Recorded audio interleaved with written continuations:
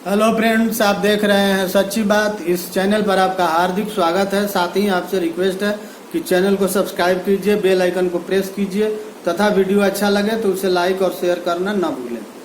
साथ ही आपसे कहना है कि आपने पिछले कहानियों में देखा कि राजा भर्तृहरि जोगी क्यों बने थे। राजा होकर के उन्होंने जोग धारण किया और जोग के रूप में उन्होंने एक मठ का निर्माण किया जो अभी तक जिंदा है मठ, और वहाँ लाखों जोगियों की भीड़ लगी रहती है और जोगियों को वहाँ शिक्षा दी जाती है, दीक्षा दी जाती है और उन्हें टास्क दिया जाता है कि आप पूरा करके यहाँ लौटो। आज का कहानी कुछ ऐसा है। कहा है रामायण में कि सकल पदार्थ यही जग माही, कर्महीन नर पावत नाही। यानी इसी संसार में सकल पदार्थ है, सभी प्रकार के पदार्थ, वस्तु, मिष्टान सब उपलब्ध है, लेकिन जो कर्महीन है उसे वो नर नहीं पा सकता है। कर्महीन व्यक्ति को कुछ भी नहीं मिलता है।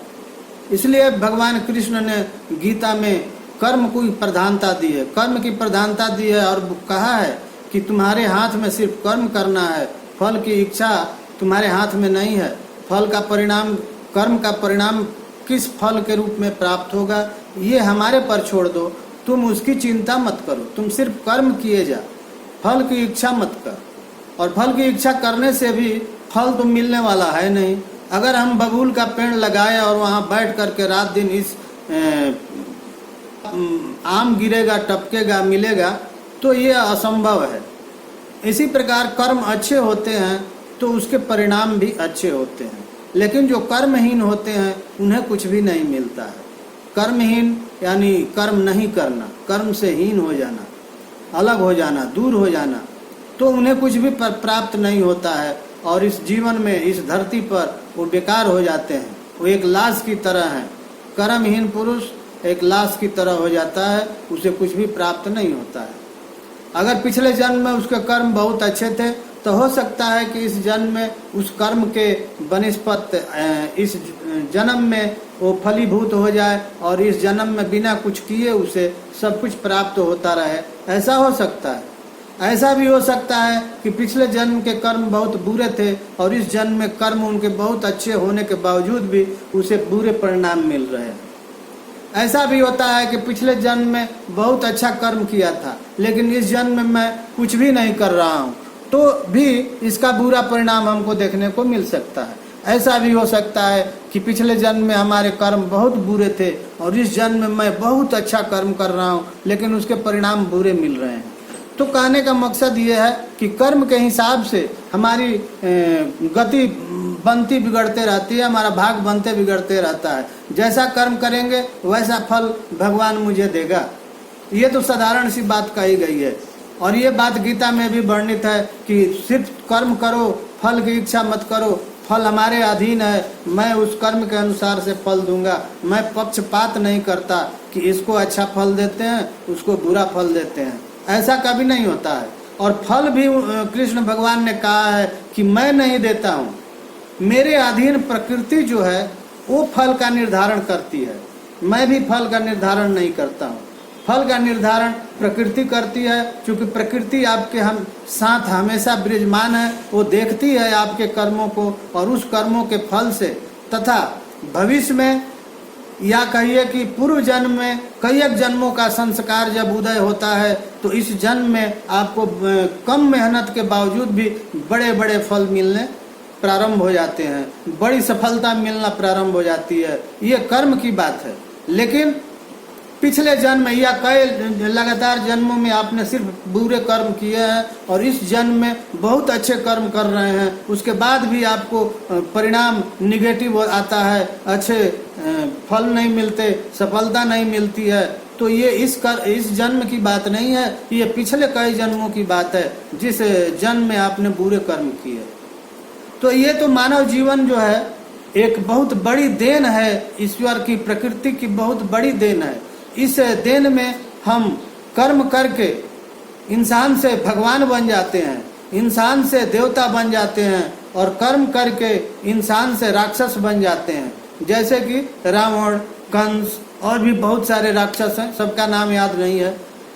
लेकिन कर्म अच्छे होंगे तो उसका परिणाम अगर आपको नहीं मिल पाता है तो आपके बाल बच्चे को जरूर मिलेगा। कहा हुआ है कि बड़े पूत पिता के धर्म में, खेती उपजे अपने कर में। यानी कहने का मतलब है कि पुत्र का तरक्की उसके पिता के कर्म से होता है। अगर पिता का संस्कार अच्छे होगा, कर्म अच्छे होंगे, संस्कार भी अच्छे होंगे, तो वो संस्कार और कर्म पुत्र में निश्चित रूप से इंटर करेगा, पुत्र में जाएगा, पुत्र भी संस्कारी होगा, कर्मवान होगा और वो सफलता प्राप्त करेगा। लेकिन हमारे कर्म अगर बहुत बुरे हैं, मैं असंस्कारी हूँ, तो वो चीज पुत्र में भी जाता है और पुत्र भी तरक्की नहीं कर पाता है। इसलिए अब बात आती है तरक्की करने की। तो तरक्की करने का एक दो मंत्र मैं आज बता देना चाहता हूँ। अब बात निकल गई है तो मंत्र भी मैं बता ही दूँ आपको।